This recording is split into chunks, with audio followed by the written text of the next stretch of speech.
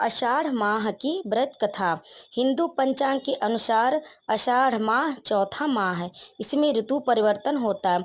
जेठ बैसाख मास की तपती गर्मी के बाद यह महीना वर्षा ऋतु के आगमन का सूचक होता है। आषाढ़ मास के धार्मिक कृत्यों के अंतर्गत एक भक्त व्रत भी किया था। तो चलिए सुनते हैं आषाढ़ माह की व्रत कथा। प्राचीन काल में रतिदेव नामक प्रतापी राजा थे।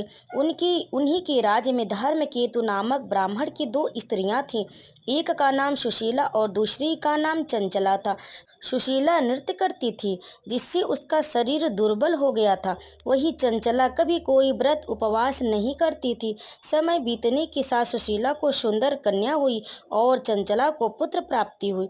यह देखकर चंचला सुशीला को ताना देने लगी कि इतने व्रत उपवास करके शरीर को जर्जर कर दिया, फिर भी कन्या को जन्म दिया। मैंने कोई व्रत नहीं किया तो भी मुझे पुत्र प्राप्ति हुई। चंचला के व्यंग से सुशीला दुखी रहती थी, लेकिन गणेश जी की उपासना करती रही। संकटनाशक गणेश चतुर्थी व्रत में गणेश जी प्रसन्न हुए और रात में गणेश जी ने उन्हें दर्शन दी और कहा कि मैं तुम्हारी साधना से संतुष्ट हूँ।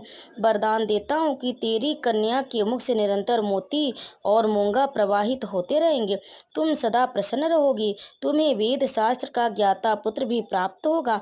वरदान के बाद से कन्या के मुख से मोती और मूंगा निकलने लगे।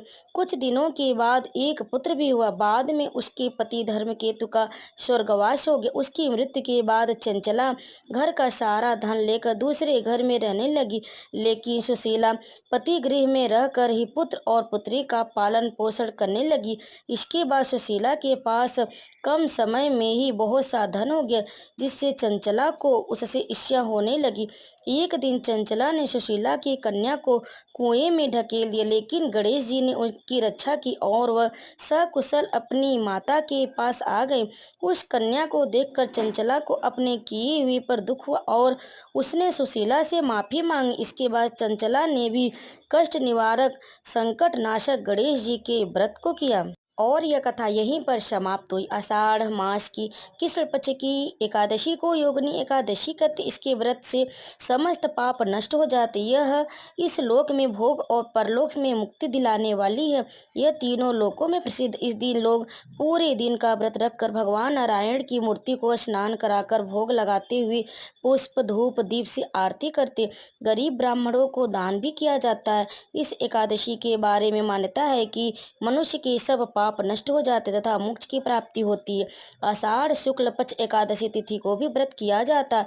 यह एकादशी स्वर्ग और मोक्ष प्रदान करने वाली एवं संपूर्ण पापों का हरण करने वाली। इसी एकादशी से चातुर्मास व्रत भी प्रारंभ होता है। इसी दिन से भगवान विष्णु क्षीर सागर में शेष नाग की शैया पर तब तक शयन करते हैं जब तक कार्तिक शुक्ल मास की एकादशी नहीं आ जाती। आषाढ़ मास के शुक्ल पक्ष की पूर्णिमा को गुरु पूर्णिमा अथवा व्यास पूर्णिमा कहते हैं। इस दिन लोग अपने गुरु के पास जाते एवं उच्चासन पर बैठाकर मल्यार्पण करते तथा फूल फल वस्त्र आदि गुरु को अर्पित करते। यह गुरु पूजन का दिन होता है, जिसकी प्रथा प्राचीन काल से चली आ रही। इस तरह से संपूर्ण आषाढ़ मास का साधना का पर्व, जिसका सभी लोगों को लाभ उठाना चाहिए।